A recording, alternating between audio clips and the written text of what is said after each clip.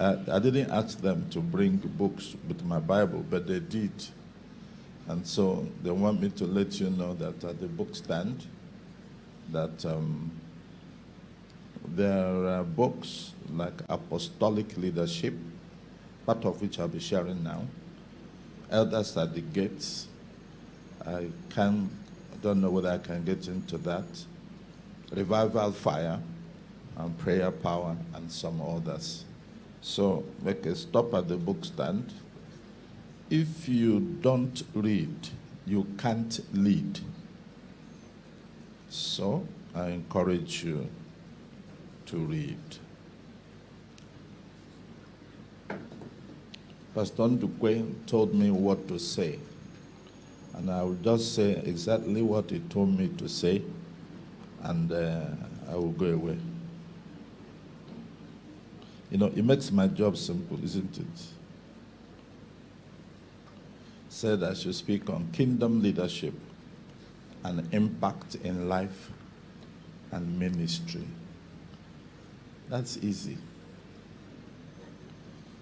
Praise the name of the Lord. All right, turn with me to Mark chapter 10. Please, don't let the fan disturb me.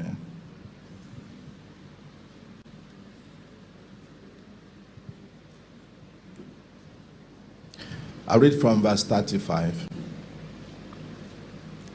Then Jesus and John, the sons of Zebedee, came to him, saying, Teacher, we want you to do for us whatever we ask.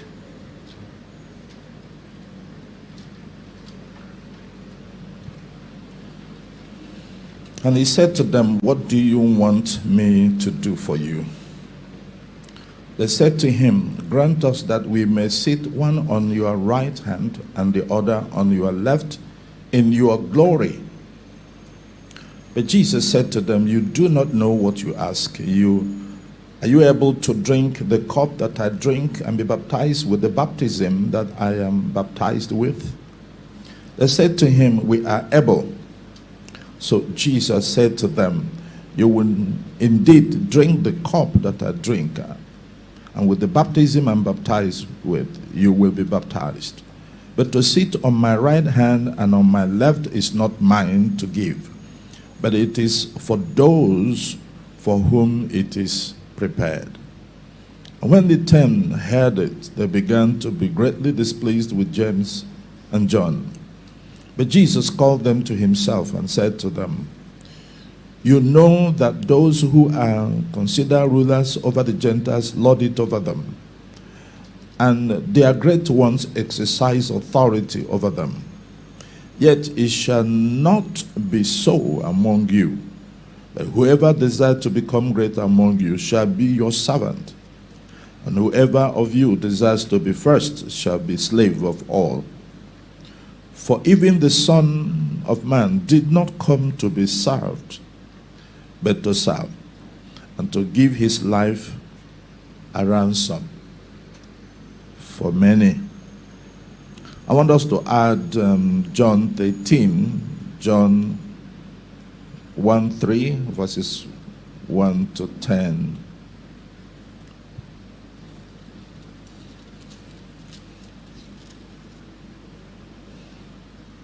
Now, before the feast of Passover, which is this weekend, when Jesus knew that his hour had come, that he should depart from this world to the Father. This was on Thursday. Having loved his own who were in the world, he loved them to the end.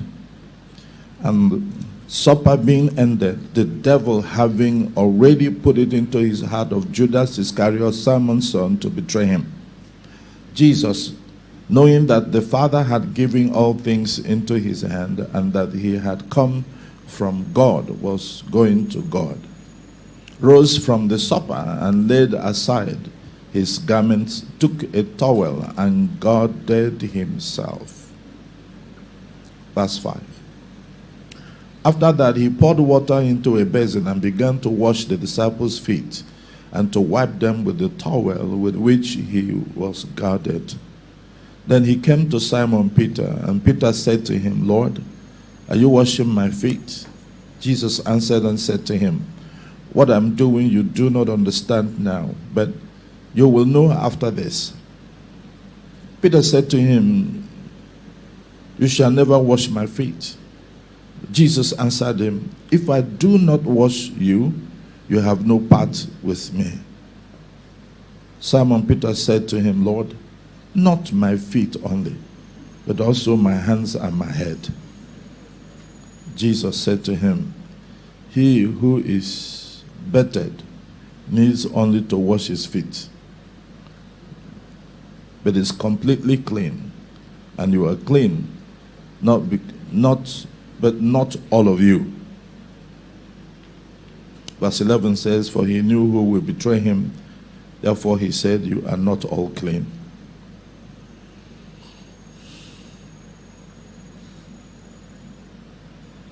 So when he had washed their feet, taking his garments, sat down again, he said to them, do you know what I have done to you?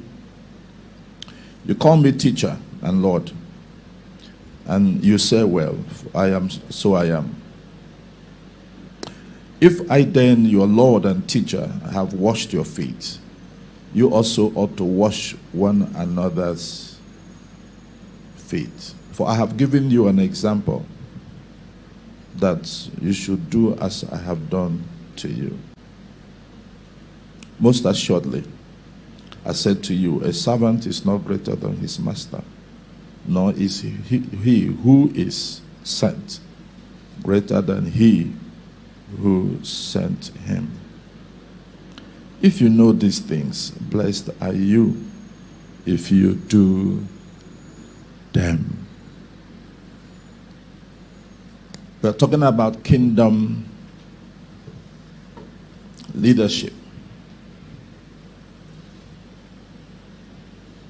Kingdom leadership is very much apostolic. Jesus, the Bible says in Ephesians, is the chief cornerstone. He is the chief apostle and the prophet. And people call it servant leadership. Jesus said the politicians have their way of leadership. Monarchs, royal fathers have their way of leadership. Secular leaders have their way of leadership. But he said in the kingdom it is not so. In the kingdom, the leader is the servant of the people. He chose the occasion where we read initially, two of the disciples wanted to be first vice president and second vice president to Jesus. And the others were like, excuse me, some of us came before some of you. And we've all been together from the beginning till now. There's nowhere Jesus has been, we have not been. There's no exposure you guys have had that we don't have. There has not been any time we fasted and two of you fasted more than us. You haven't done more miracles than all of us. So, what's the criteria? What's the basis of asking for first and second vice presidents in the kingdom of God? Sometimes these things have to do with personal greed and inordinate ambition. I call them weaknesses because these things are vices. They are not virtues. A situation where you want to take advantage of others and be greater. There's nothing wrong with ambition if it is a godly, holy ambition. There's nothing wrong with dreaming. But when you have your counterparts and your team together, don't seek to be greater than them. In the kingdom, Jesus said, if you desire that, then serve the rest. Be the one that pays the bills. Be the ones that goes around to pick those who don't have cars. Be the one that provides the services that are lacking. Be the one that works extra time to make money to bring food for the others to operate. Be the one that demonstrates love more than others. Someone sometimes said, if you don't love me, don't lead me. Jesus said, be the servant. Be the one that goes extra mile to provide for any member of the team that needs help. Not because you are doing a political campaign in the church, but because you are a servant leader.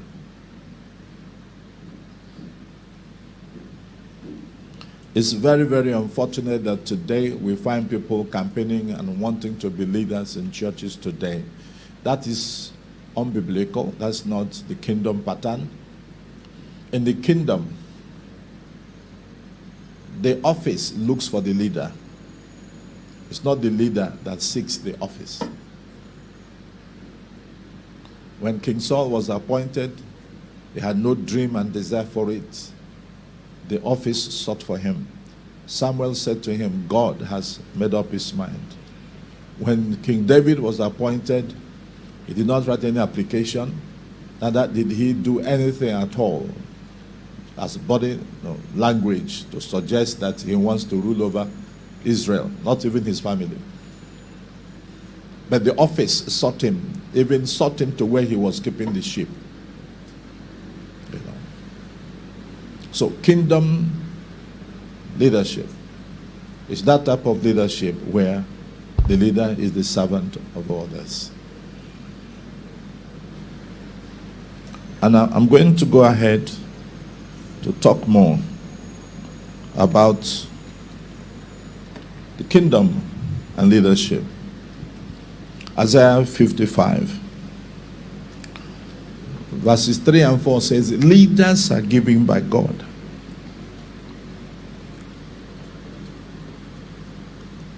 It is not a democratic thing whereby if you're able to mobilize more crowd, you become a leader.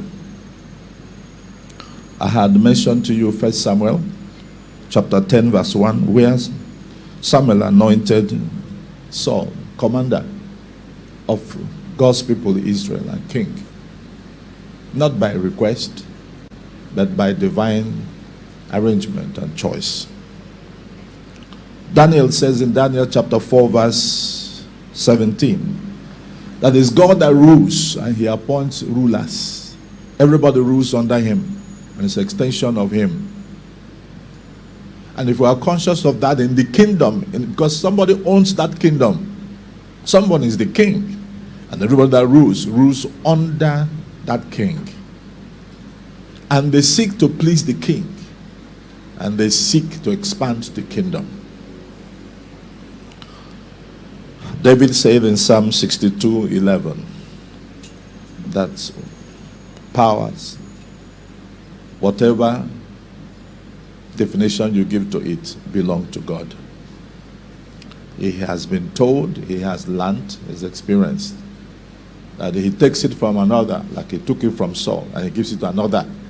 And he can take it from one, and he can give it to another. And then if you think it is by gra-gra that you get it, you miss the whole thing. That's what Daniel 2 says. Verse 19 to 22. He says he removes, Daniel says he is the one, the overall boss. He removes kings. He removes leaders and he installs another one. When you begin to act up, or when you begin to plot a rebellion, remember that in the kingdom of God, you don't become a ruler by rebelling or dividing an existing ministry or work to form another one. You don't do such things in the kingdom. It's not acceptable. You'll be shocked when we get to heaven When some people who have done that to establish ministries will get to heaven, and then they will get to the gate of heaven, and they will look through the names of those who should enter that place, and they won't find their names. The only day they will meet God will be on Judgment Day, and when God will give the instruction that should depart from his presence, because he never knew them. You don't borrow from Satan tools to work for God. God will not accept that work. Well, all right. Let's talk about this issue of leadership. The greatest asset, need of any ministry, business, enterprise, anything, family, the greatest asset they have is leadership. When you have the right leader or leaders, anything good can happen. They can turn a desert into streams of water. Yes. You know, I came into Port Harcourt, and when a place they call today Abacha Road in GRA was swampy area, and then they were selling it 10,000 naira. I refused to buy. I said it is useless. Today, a plot there is 50 million. I had 10,000 to buy it, but it was swampy, waterlogged. But some people had a vision and a dream, and they bought the swamp, and they have created land out of it. And what was sold 10,000 naira before my eyes is now sold 50 million per plot. I told my wife, how I wish I chose to be stupid and at least bought 10 plus 50,000 naira. Now multiply, 10 by 50 million. Huh? As I was coming now, I could have sold one and take all of you out.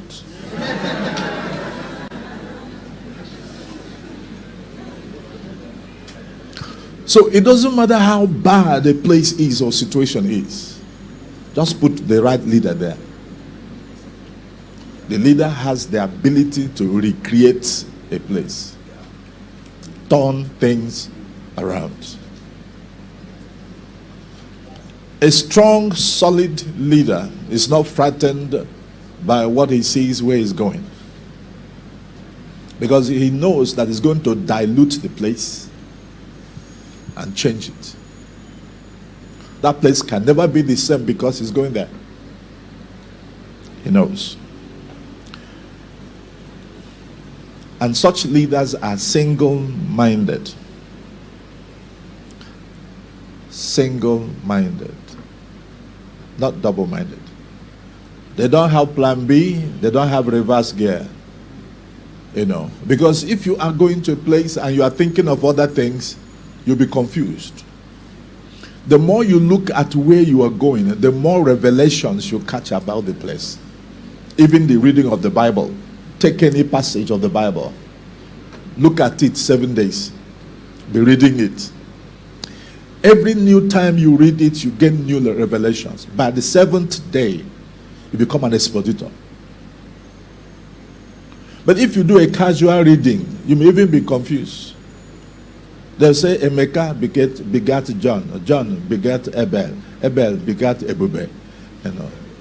And you'll be wondering what the genealogy is all about. But read it again. Then you will see that there was a prophecy about someone from this tribe who will give birth to someone who will give birth to somebody who will give birth to Jesus. And that you fit into that genealogy. Then it begins to make sense to you.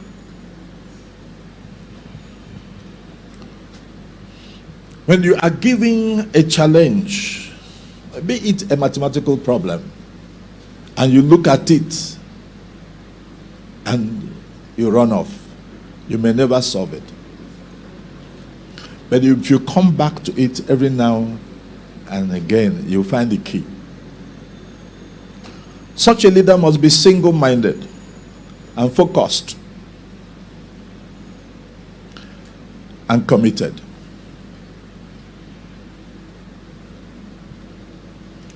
And this is the yardstick for me to know about a kingdom person. Are you single-minded? Are you faith-driven? Are you focused? Is your commitment irreversible? Or a casual, temporary, appearance? And when troubles come, challenges come, you complain and whine and seek for a cheap exit door.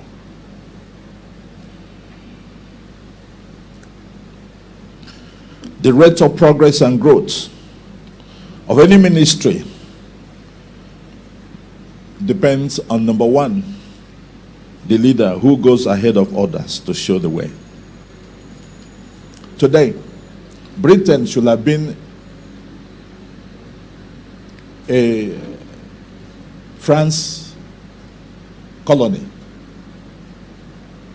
There were battles between Britain and France over and every now and then. Then there was one when Britain called their army commanders and decided to surrender.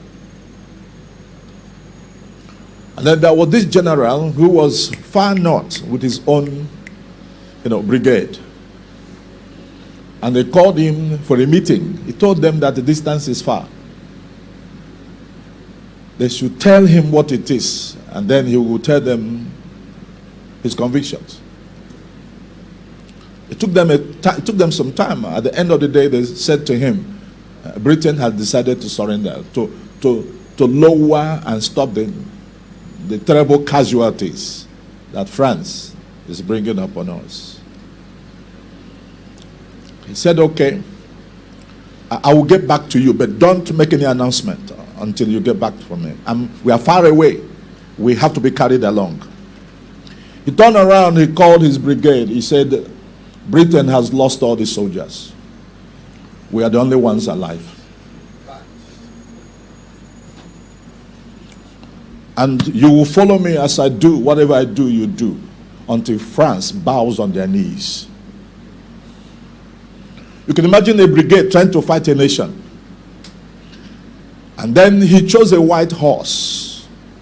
And he told his men to ride on black horses. Then they rode on horses. And then he moved, they moved. He stopped, they stopped. He moved, they moved. He stopped and they stopped. Then he crossed the bridge and they followed him. He turned around and blew the bridge. He said they will annex France to Britain and they will have a way back. But for now, there's no way back through this route. And then he assigned them to different important things in France and said, blow them within 24 hours. Find your way there. I told him where he was heading to. He said they will see the smoke soon. And he wants to see the smoke of their own problems, or what the problems they've caused. He moved. Meanwhile, France relaxed. Their soldiers began to drink. Britain has sent a signal. They're having a meeting for surrender. When they arrived into Paris in the middle of the night, in the dead night, French people will drink until 1, 2 a.m. and they get drunk. And they won't know what's happening until about 9 the next day. But by 7 o'clock, radio station, everything in France was on fire, burning. Heavy fire, smoke everywhere. And they knew this is not normal fire outbreak, occasional accidental fire break. They knew this is trouble.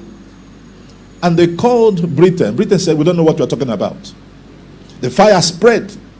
The fire was spreading. Every part of France was going down.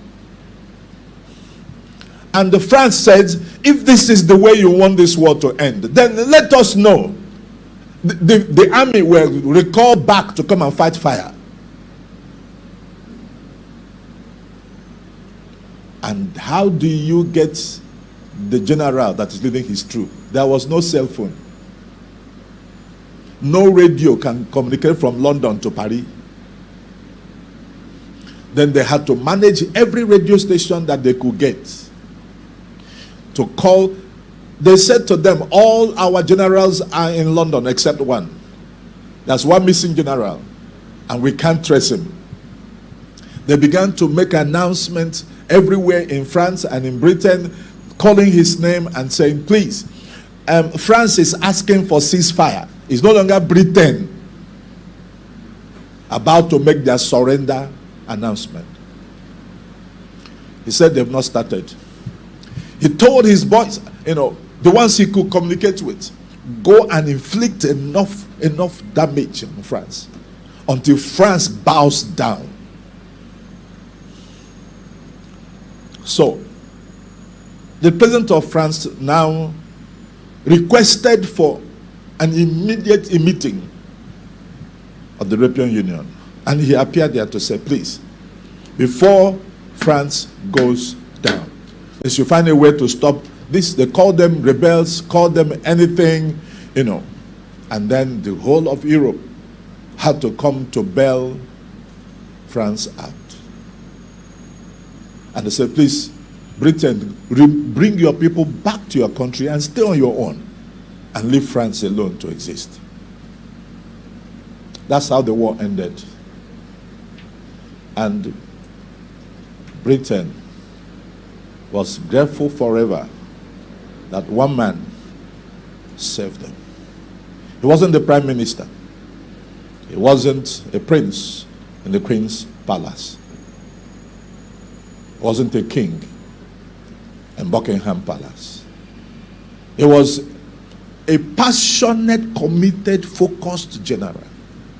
In Britain, once every year, they celebrate the man that saved them from becoming a French colony. When you get one of those people, you can take a city. You can take a territory. Look at a man and his brigade causing a country to bow. In the US, they have different types of soldiers. They have the one they call the Green Beret. They wear green beret. And their training is very rigorous. And the price of each of them is very high. 2,000 can be recruited for training, and only 30 who can graduate. 2 minutes to the graduation, they can fire you. They have no tolerance for mistakes. And one of them is equal to 500 Russian soldiers. One. If one of them is dropped into Russia today, they will mobilize 500 soldiers to go after that one person.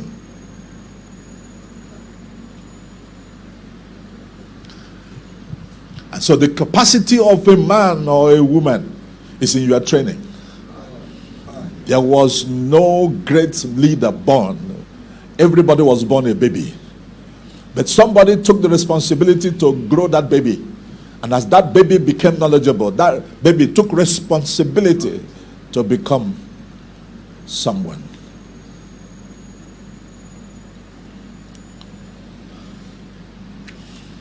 You don't need to be at the headquarters in London. You can be at the very northern part of Britain to save a whole nation. You don't need to be the commander-in-chief of the armed forces. You just need to be a commander to win the war. So there's no point, wanting to be like someone else. Kingdom leaders don't have that time. There's no competition. There's no rubbing of shoulders. They don't seek to be pampered, to be recognized. That's not their motive.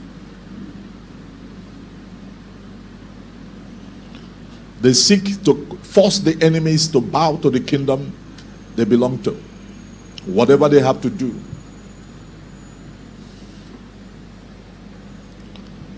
That one goes ahead of others to show the way. Number 2,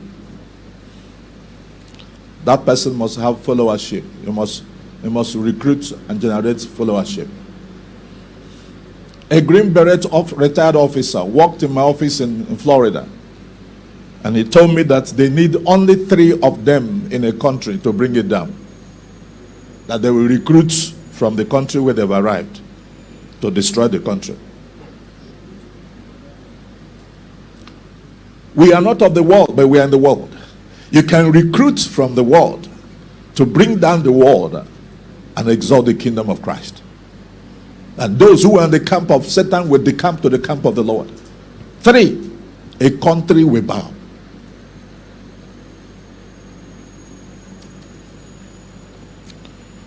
Number 3, it must be one who has influence. Influence is not how tall you are. Influence is about the impact that you make on your environment and on people around you. And so I decided to have my own definition of a kingdom leader. And please don't write a book now and use my definition. If I see it, I will cry foul, foul. But if you write it and put my name there, I don't mind. Somebody says, if they give 2 of us something, no problem. If you want to have it, you can have it as long as you tell everybody that this thing belongs to me and you. Don't run away and tell people it's yours alone. Then he said there'll be trouble.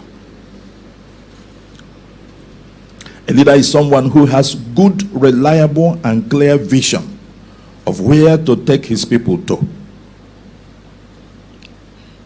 Good and reliable and crystal vision of where to take his people to. He knows the gap between where they are at the moment and where they should and could be and could possess, depending on what they do. He knows the will, the drive, the courage, the charisma that is required. And he has the communication abilities with which to communicate the challenges in between their present location and where they should be.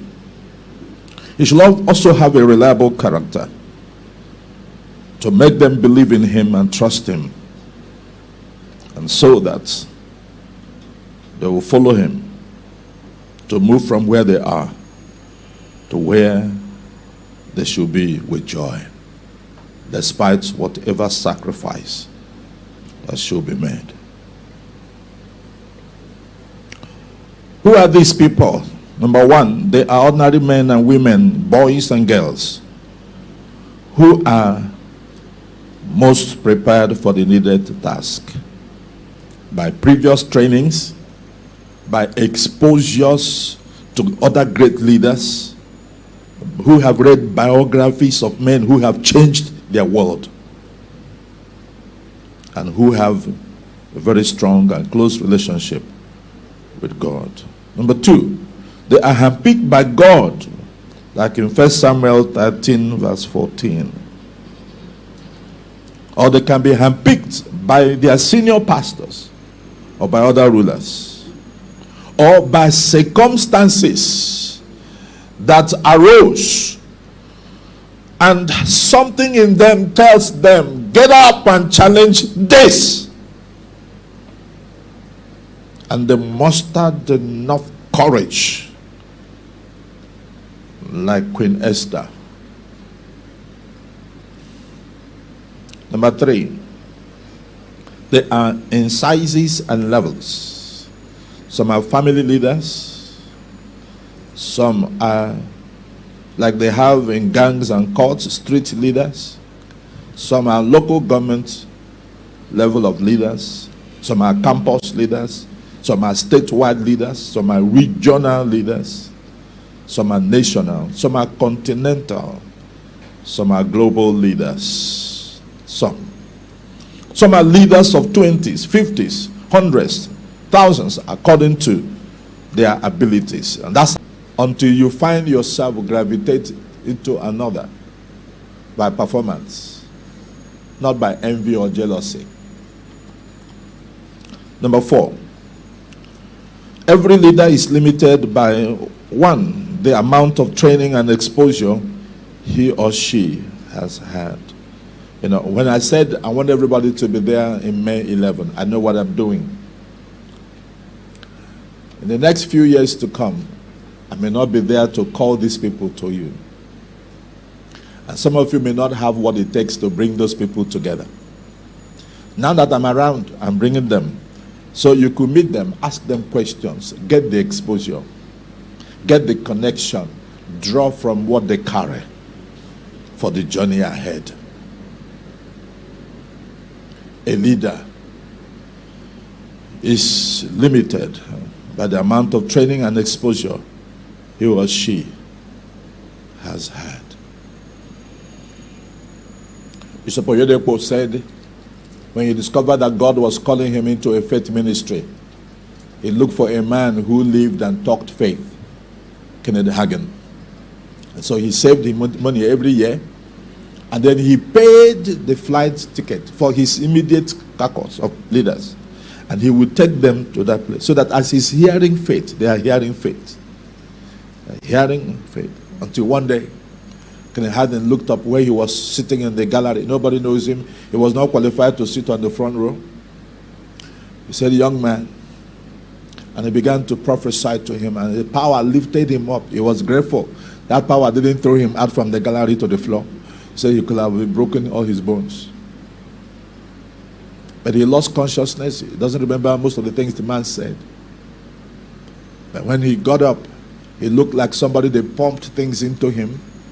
His ideas changed. His world was not the same. He called his men. He said, "We can now go home. The ministry has started." It was outside this country in a conference that the original general overseer of the Redeemed Church of God called Adeboye into a hotel room and said, "Kneel down."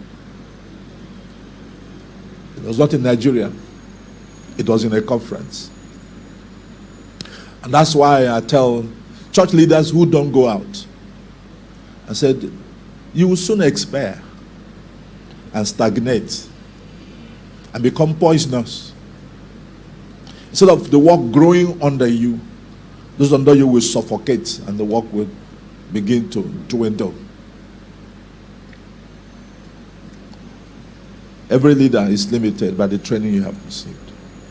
So as often as you have opportunities and for exposure and more training, pay for it. Don't wait for your senior pastor to be the one. Go do whatever. Do you know I'm selling one of my houses to pay for Mighty Men's Conference? Because I hate the idea of going to people to beg for money. I took the papers to sellers. Say, I says this thing. In 2 weeks, sell it for me. Somebody will say, what do you gain? The people who are coming, you don't keep them. Yes. My gain is that whatever God wants them to catch now that I'm alive, they caught it. And only God knows what I gain.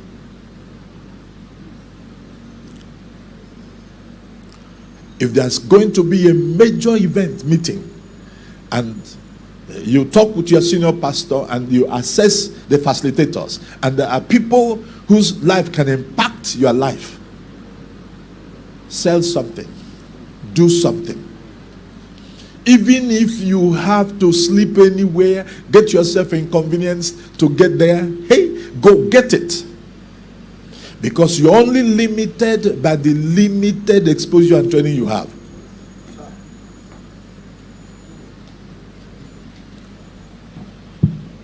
You can also be limited by the authority you are giving. You can also be limited by your job description. Number 4, you can also be limited by the qualities of those around you.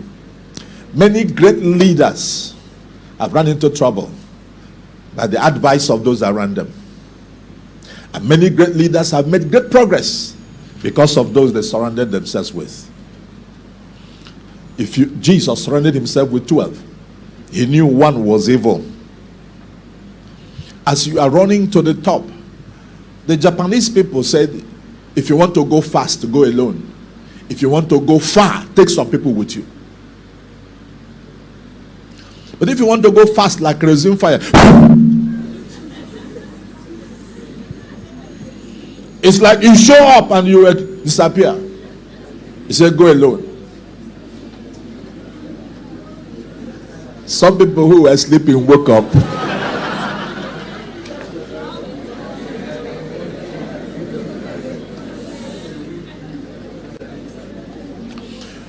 But if you want to go far and leave a legacy behind and make impact that will be speaking generation after generation, take some people with you. So when you want to fast, get some people to fast with you. When you want to go for those meetings, go with some people with you.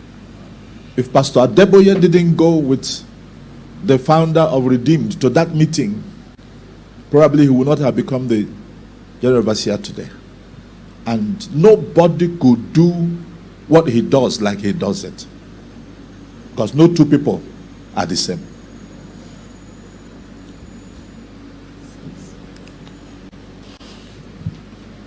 So it's important that you get the right people around you. For a kingdom leader, there are spiritual, vital spiritual, biblical qualities you may have. One, the Bible says in Proverbs 28:18, if there's no vision, the people are wasting their time. They waste, they perish. That's number one. Number two, you must be a good follower. If you must be a kingdom leader, you must be a very good follower. Very careful. If you want to be a boss, serve. The fastest ladder to greatness is service. And serving well. Not forgetting yourself in a way that it looks like your senior pastor or your leader is the one now that has to always be propping you. No. You should be there to hold his hands, remind him of things, watch his back. And then it's easy when the pressure mounts on for him to clear and say, no, take over. The nearest person to him takes over. Not the person who had been there from the beginning.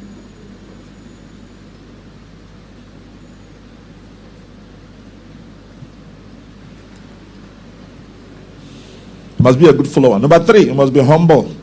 Like we read in Mark 10. And then number four, you must be somebody who is honest and transparent.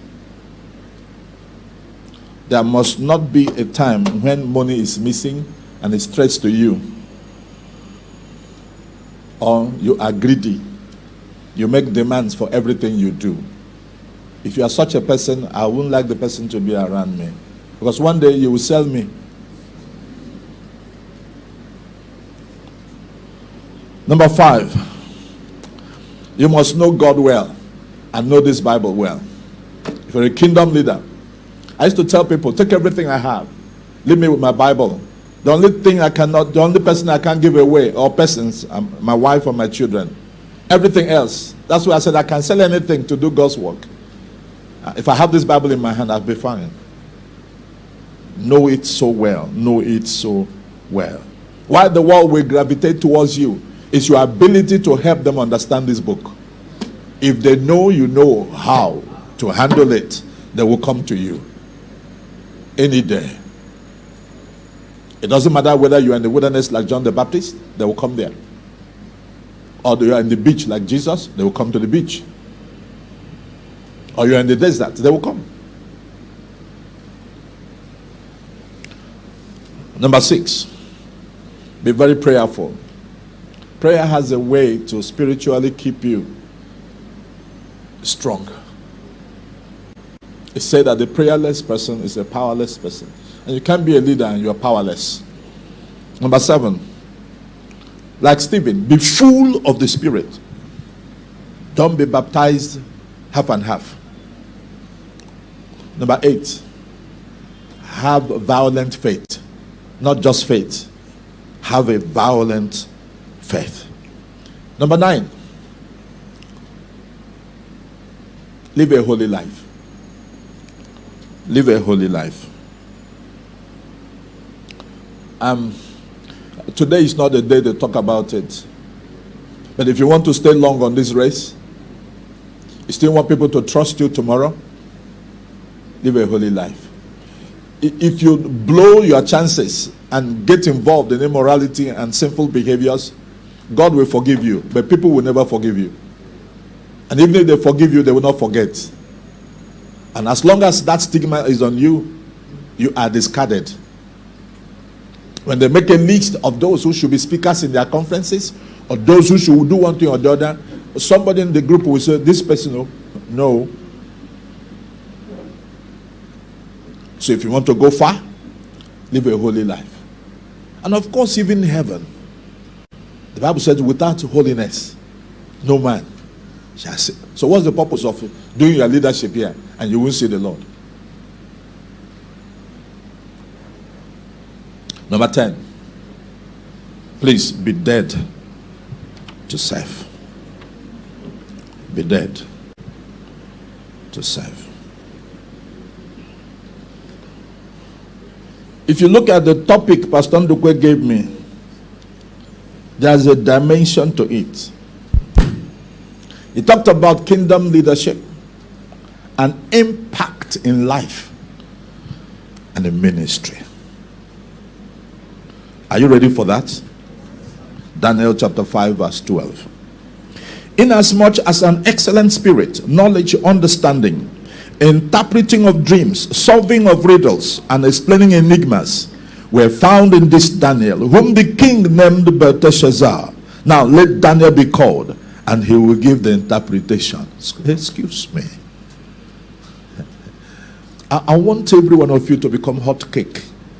That if there's trouble anywhere in Enugu, some people who know you will start looking for you.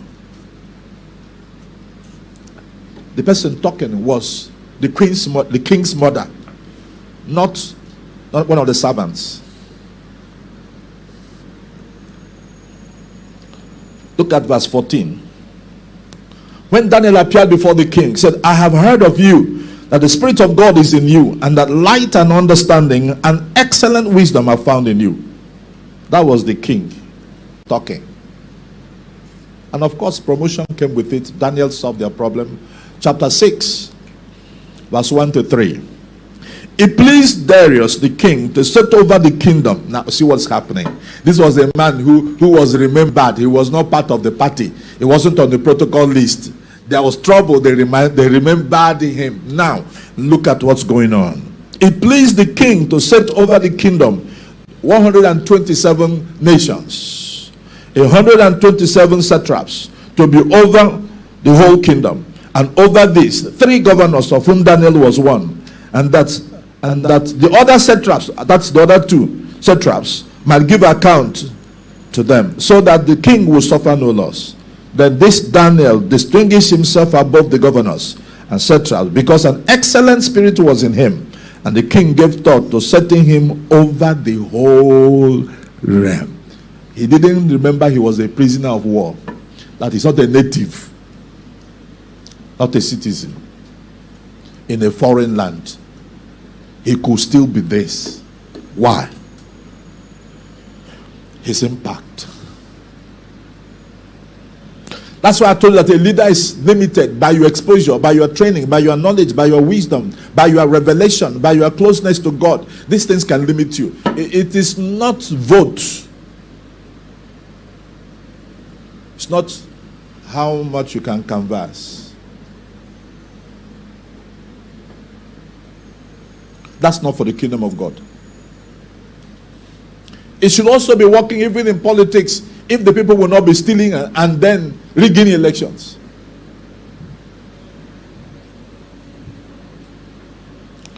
If you want to have impact in life and ministry, work on yourself. If you remember what Paul told Timothy in 2 Timothy, he said to him, son, you see, in the house of God, there are many vessels. Some to honor, some to dishonor. They're all inside the house. So some are made of clay, some wood, some silver. Some are made of gold.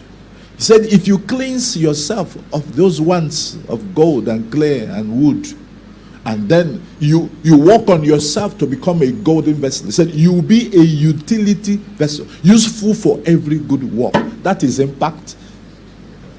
That is success in life and ministry. It also has to do with your performance in academics. You need to ask God to deal with laziness, to deal with a mental attitude that makes you stay away from reading, that tells you that you have a fatigue each time you open your book. You need to fight it. Get some ones that are doing very well, befriend them. Come on, stay away from time wasters. There are students who write exams. They will pay, they'll sort themselves out. You are not in their group. So don't befriend them, don't hang out with them. You don't need them.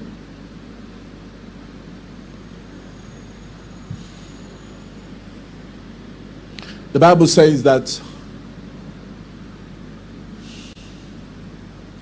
when Daniel and Shadrach and Meshach and Shadrach were tested, they were 10 times better in the exam. They beat everybody. And there's no secret to it.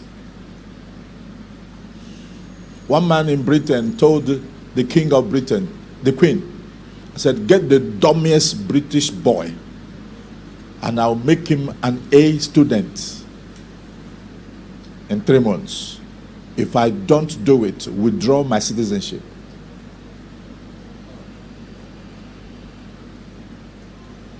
When the queen heard it, and the man is a Nigerian, he said, at your word, you will take the risk. They asked teachers to submit the dummiest students, and they gathered them and gave to the man. And the man says, my citizenship is worth some money. If these guys turn around and in 3 months become A students, I have my fee. He told them how much they will pay him. They said, we'll pay you that money if you can do this. And in 3 months, he turned all of them to A students. And they were beating the ones who were the tops in their classes everywhere they came from. He was not only given a British award, he was paid the money he asked for. That's a secondary school called Jephthah in Port Harcourt. The owner of that school is my spiritual daughter. There was a time that school was having problem with English language. She went to Lagos and got a woman that they said, if she teaches you English and you don't get A, then you must be a corpse. And when the woman was consulted, the woman mentioned her fee. And because the owner of Jephthah wanted to prove a point, said, you will have your fee. The woman moved into Jephthah. For 3 years, every graduate from Jephthah got A's in English. The owner of Jephthah says, thank you very much. We've all been getting A's, but your fee is too high for me to continue to pay. So, we'll release you to go back to Lagos. So what it means is that there's no dummy. Ndị Igbo si ekwe na mmadụ, ekwe na mmụọ. If they lay you down and you don't like the way you were laid down, you change your position. Even if your environmental, environment in which you grew up did not help you, and somehow affected, your ability to develop, certain parts of your life. As long as you are alive, you can change it. Get mentors. Get coaches. Let them work on you. There are no stars without coaches. Before you know it, people will be looking for you. There is this Bonner boy who won a Grammy Award from River State. And then he came back last week. The governor gave him a reception for a Rivers boy winning Grammy Award. Huh? And the boy brought his boys, artists. Rivers State government called some young artists too in the Rivers State. They came, including Christian artists and choreographers like virtue dancers. At the end of the feast, the governor says, for all of you who participated, I have a bag of 10 million naira for all of you. Some of them came with taxi. Some of them, if their route has Okada, they use Okada to come. And they left from there with 10 million. One of them is my daughter. She showed up two nights ago bringing me my tithe of 1 million. Don't come, I've spent it.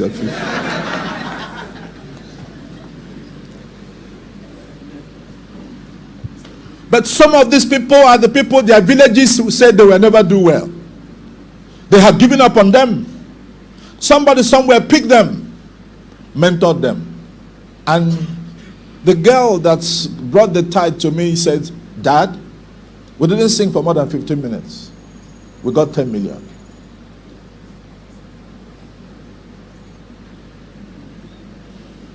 Your price tag will go high. Your value will go beyond anybody you know around your compound. If you work on yourself. I have mentioned about the things you can do. Things like training. That was what Daniel and his team did. They spent time on training. They spent time training on kingdom protocol. They spent time training on global politics. They spent time training on etiquettes and ethics. They spent time training on the language of the people. And because they have to be communicators and charismatic, they spent time. In 1985, I had a crusade at Uniport, Panambasi, and then, there was a band he belonged to. Before he started playing on his own, they came from Jos, and all of them came. And I had that crusade. They stayed with me 1 week.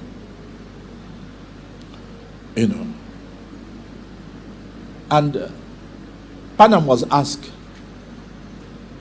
you are a man, so how do you twist your voice to sing like a girl? He said he spends 5 hours every morning training his voice to sing like a boy, like a girl, like a man. 5 hours every morning. How many of you spend 5 hours working on yourself as a leader?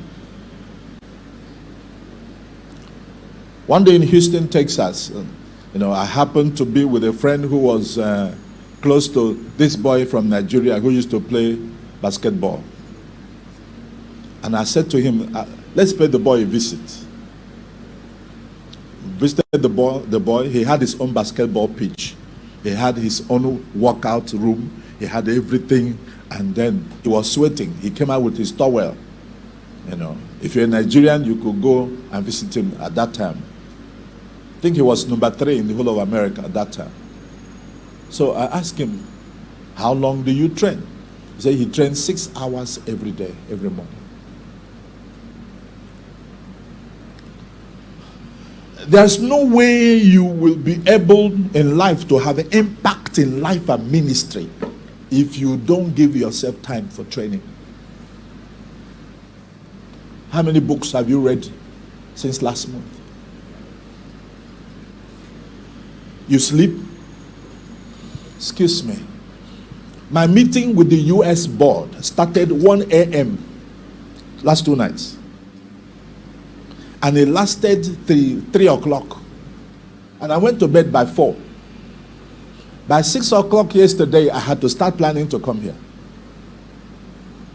Leadership has price. Because of time difference. 1 a.m. was their 8 p.m.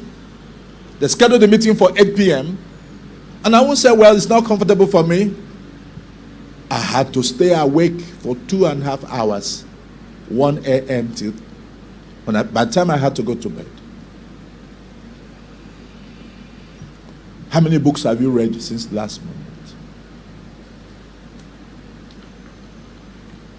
How many great men's biographies have you read? When my children were 6 years old, I got the pictures of Martin Luther King and I put on the steps to their room. I got the picture of Jesus. I put in their bedroom. I got the pictures of Catherine Kuhlman. I put in my daughter's room. I got the pictures of those that I want their lives to challenge them when they were 6 years old. And by the time they were 11, they have read all their books. Ask them anything about those people, they'll tell you. Whatever you look, that's what you become. Whatever you read, whatever you study, that's what shapes you. And you don't read, you don't go for training, you can't have impact in life and ministry.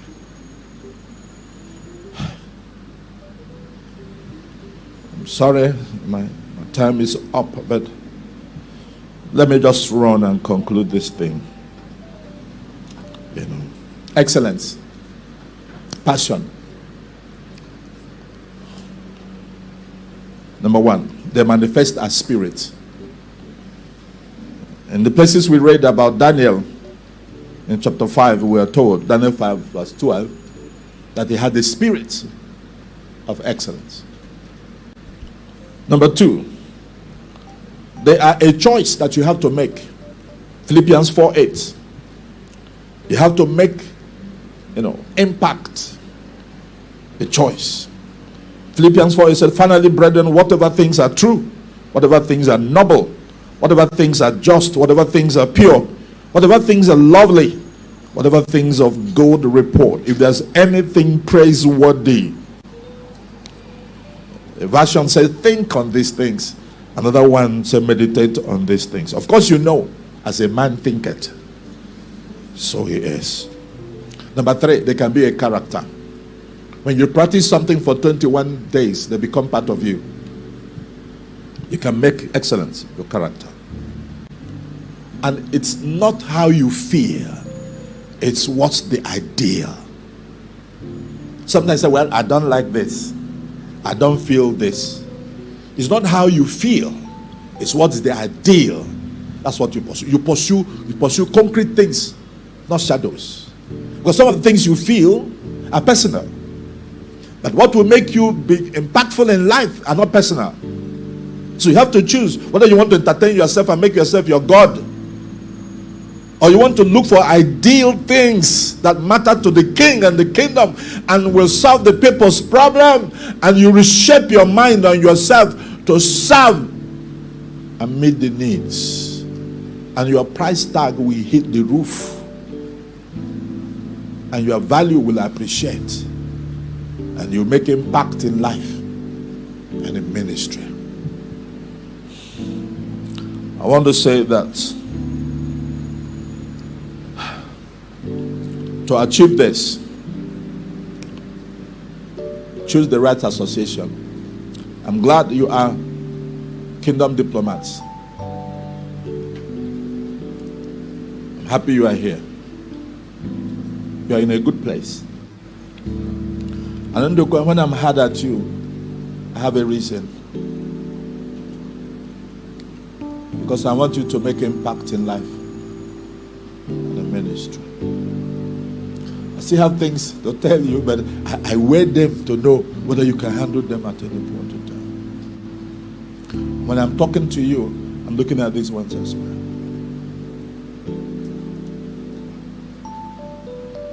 If you want a coach that will pamper you, and when you say no, and then they will stop, you and your coach will not go anywhere. But if you want a coach that when you say he says, excuse me, come on, press in, neglect the pain, come on, press in. You're walking your way to the top. So don't hire an entertainer as a coach who will come to tell you sweet things. Hire a true coach. And whatever it takes to keep him or her, Please do it. It's worth it. It's worth it. Choose your association. Number 2, have a passionate desire for the top. If you don't desire it, if you don't think about it, if you don't pursue it, you won't get there. Number 3, catch the spirit. This thing has spirit. Excellence has spirit. It has spirit. Number 4, occupy your mind with it. Philippians 4:8 says, think about it. Number 5, speak it. Everywhere you go, try not to speak whatever is not excellent. Make your speech excellent. Make everything you do excellent. Please do. I have a friend from Australia. We were together in ministry in the US. At that time, I had struggled with stammering. I had grown up as a man, and I was still occasionally the two things will filter in, and it kind of tainted the way I spoke and ministered. This man had one of the biggest churches in the world. He was in Young Icho's church growth board. All right, but he was my friend, my close friend. I used to minister in his church. One day, he had retired and now gone back. He was in the US. He had retired and gone back to Australia. One day I was in Australia, and the Prime Minister was my host, and the whole of the government of Australia, were there. And he wanted to know whether it was the same Mosy that was coming. Because how come? How in the world? And then he had to beg one of the senators to please help squeeze him in. And this was a member of the board of Young Icho's Global Church Growth Board. And he came in. By the time I finished speaking, he begged them if he could meet with the speaker. When I met him, I said, Pastor, clean it up. He said, Mosy. Is it the same Mosy I know? I said, yes. He said, no, you are totally different. The one I knew is different from the one I see. Please, can I hug you? This was a bourgeois. And when I come to his church, I counted it a privilege. But things have changed. He counts it now a privilege. If he could hug me.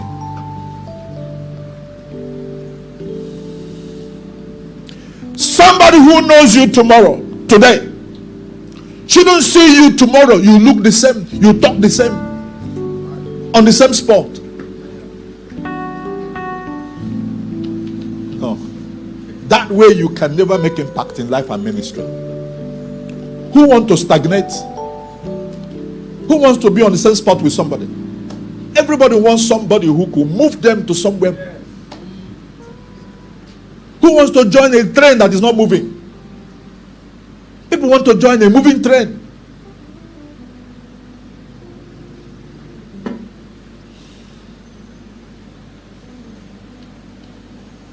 Shall we stand because of time?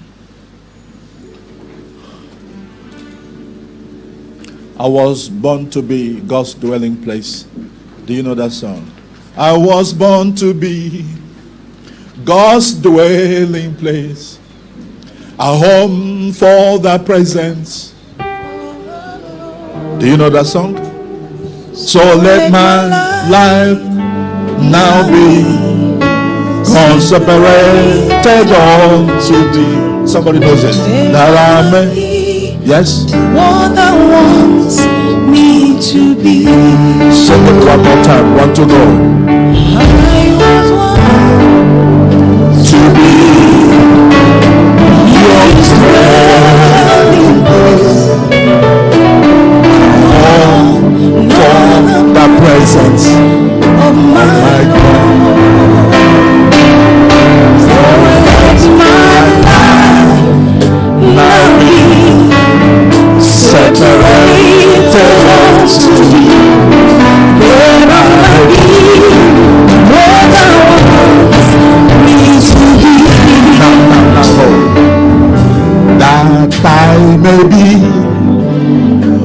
what I was born to be.